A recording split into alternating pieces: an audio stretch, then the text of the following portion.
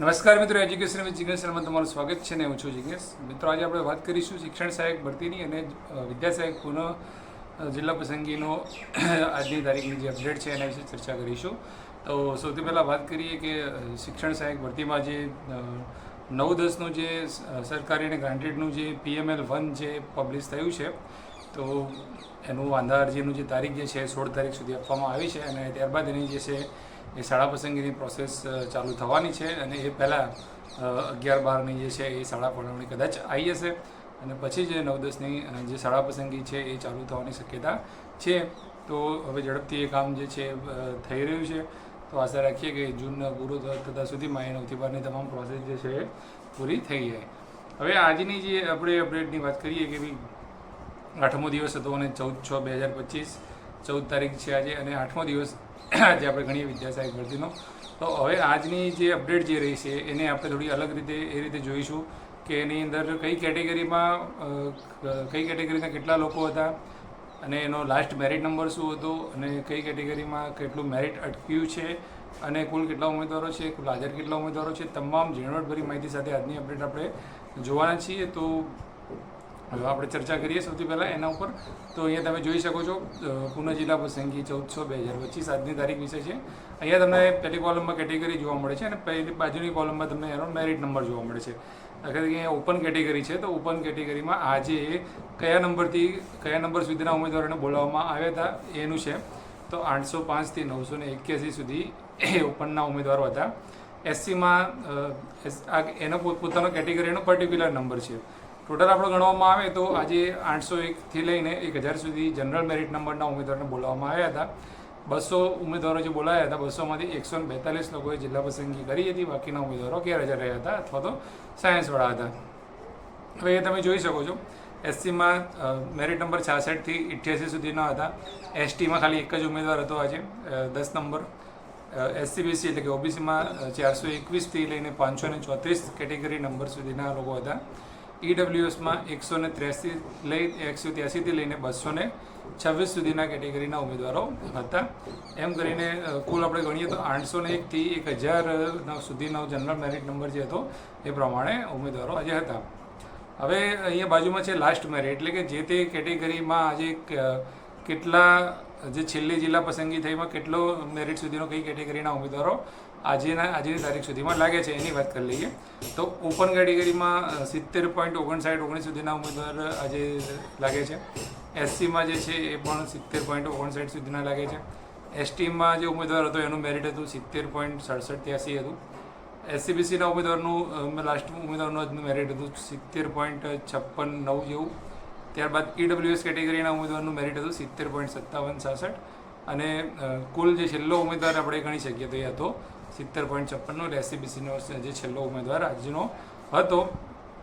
તો એ પ્રમાણેનું આજનું મેરિટ રહ્યું હતું. હવે આપણે વાત કરીએ કે આજે જે તે કેટેગરીમાં કુલ ઉમેદવારો કેટલા હતા આજે. તો 200 હતા. 200માંથી કેટેગરીવાર ઉમેદવારોની સંખ્યા કેટલી હતી એની આપણે વાત કરી લઈએ. તો અહીંયા તમે જોઈ શકો છો કે ઓપનના 21 ઉમેદવારો હતા. SC કેટેગરીના 22 ઉમેદવારો હતા. ST કેટેગરીનો 1 ઉમેદવાર હતો. SC/BC કેટેગરીના 113 ઉમેદવાર હતા. EWS કેટેગરીના 43 ઉમેદવાર હતા. એમ કરીને ટોટલ 200 ઉમેદવારો આજે હતા. હવે જે હાજર ઉમેદવારોની વાત છે લાસ્ટ કોલમમાં તમે જોઈ શકો છો. એટલે હાજર ઉમેદવારોનો મતલબ થાય છે કે જે પણ કુલ ઉમેદવારો હતા એમાંથી કેટલા ઉમેદવારોએ જિલ્લા પસંદગી કરી છે અને કેટલા ઉમેદવારો કેટેગરીમાં કરી છે અને કેટલા લોકો જે કેટેગરીવાળા હતા પણ એ લોકો ઓપનમાં એટલે કે જનરલમાં મતલબ જિલ્લા પસંદગી અમને કરી છે. તો અહીંયા તમે જોઈ શકો છો. સૌથી પહેલાં ઓપનમાં મેં લખ્યું છે 21+84 એવું કેમ લખ્યું છે? તો એ એટલા માટે લખ્યું છે કે ઓપન એટલે કે જનરલમાં જેણે આજે લીધું હોય એવા કેટલા ઉમેદવારો છે કે 21 જે ઓપનવાળા હતા એ તો ખરા જ, પણ 84 લોકો એવા છે નીચે જે કેટેગરીવાળા એવા 84 લોકો છે. એ 84 લોકોએ પણ જનરલની સીટ ઉપર લીધું છે. બરાબર છે? એટલે 21+84 એટલે કે 21 અને 84 આપણે ગણીએ. બંને ઓપન કેટેગરી અને કેટેગરીમાંથી 84 ઉમેદવારો એવી રીતે ઓપન કેટેગરીમાં એટલે કે જનરલમાં ઉમેદવારો ગયા છે. ત્યારબાદ આપણે વાત કરીએ એટલે કે ટોટલ એરા 105 જેવા ઉમેદવારો આજે જનરલમાં લીધું છે. પછી વાત કરીએ કે SC કેટેગરીમાં જે 22 ઉમેદવારો હતા એ 22 ઉમેદવારોમાંથી જે 4 ઉમેદવારો છે એ કેટેગરીની અંદર જ આજે લીધું છે. એસટી કેટેગરીની વાત કરીએ, એક ઉમેદવાર જે હતો એને કેટેગરીમાં જે છે લીધું છે. એસસીબીસીના જે ઉમેદવારો છે એ 42 ઉમેદવારો જે છે એ 42 ઉમેદવારોએ જે જિલ્લા પસંદગી કરી છે. અને ઈડબ્લ્યુએસના જે 11 જે છે ઉમેદવારો એ લોકોએ જિલ્લા પસંદગી કરેલી છે, બરાબર છે. એમ કરીને કુલ 142 ઉમેદવારો જે છે એ લાગ્યા છે, બરાબર છે. હવે થોડી આ મિસ્ટેક એ રીતનું છે કે 84 જે ઉમેદવારો જે રહ્યા એ નીચે જે આપણે આપે છે એ આંકડામાંથી જે એ ઉમેદવારો છે, એટલે કે જે તે કેટેગરીના ઉમેદવારો જે છે, કુલ ઉમેદવારો જે આજે હાજર રહ્યા હતા એમાંથી જે ઉમેદવારો જે છે એ ઓપનમાં ગયા છે. તો અહીંયા તમે આ બધાનો સરવાળો કરશો એટલે 142 જેટલો થશે.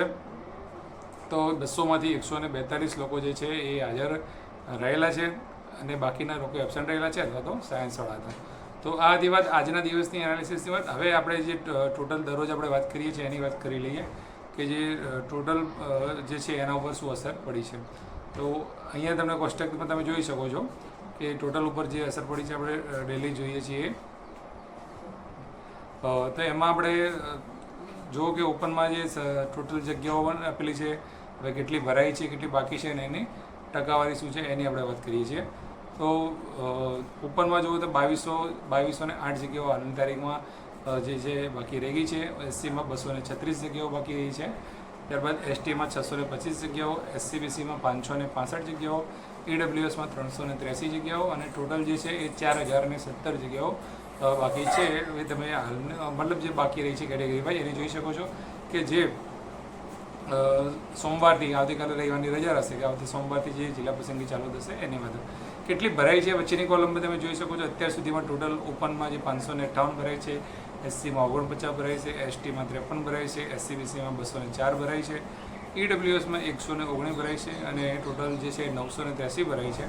તો જે સાયન્સ અને સામાન્ય તમામ બંને પ્રવાહની ભેગી મળીને જે 5000 છે એમાંથી 983 જગ્યાઓ હાલના તબક્કે ભરાયેલી છે. 19.67 એટલે કે 20% આસપાસ જગ્યાઓ હજુ ભરાઈ છે. તો 5મા ભાગનું કામ હજુ થયું છે. બીજું જે કંઈ છે એ બધું બાકી છે. એવરેજ કેટેગરીની ટકાવારી પણ અહીંયા બાજુમાં આપેલી છે, તમે જોઈ શકો છો. તો આ તમામ છે. હવે જે વાત કરીશું કે સોમવારે 1001થી લઈને 1200 સુધીના જનરલ મેરિટના જે ઉમેદવારો જે છે એનો વારો છે.